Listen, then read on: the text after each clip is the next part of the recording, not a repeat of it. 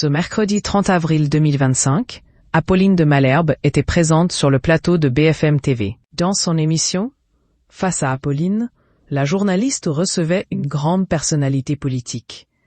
C'est le deuxième personnage de l'État, Gérard Larcher, qui est donc à mon micro, le président du Sénat. Lance-t-elle en préambule. Mais hors de question, pour la présentatrice, de se laisser impressionner par cet homme. En effet, la journaliste de BFM TV n'a pas hésité à le titiller sur plusieurs sujets, dont celui des déclarations, parfois étonnantes, de certains ministres. Le ministre de la Cohésion des Territoires a évoqué, je cite à nouveau, cette modeste contribution afin de financer les services publics des communes. Dit-elle, au sujet des collectivités territoriales qui se plaignent de ne plus avoir assez d'argent. Gérard Larcher répond alors, d'abord les ministres font des propositions et nous ferons nos propositions.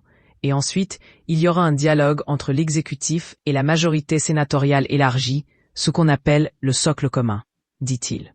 Mais impossible pour lui de finir sa phrase puisqu'Apolline de Malherbe le coupe et lui lance « Vous le voyez un petit peu là, Gérard Larcher ». Mais hors de question pour le président du Sénat de donner raison à la journaliste. Pas du tout. Mais je vais vous répondre sur ce point qui s'appelle les collectivités territoriales parce que c'est la responsabilité du Sénat de représenter les collectivités territoriales. Et voilà que Gérard Larcher n'hésite pas à lâcher un petit tacle à Emmanuel Macron. La faute originelle, c'est la suppression de la taxe d'habitation. Je vous rappelle, en 2017, ça coûte 22 milliards au budget de l'État, lance-t-il au sujet de cette décision prise par le président de la République. Pour le président du Sénat, ce choix a alors tout fait bousculer. Je vous ai parlé de 40 milliards tout à l'heure.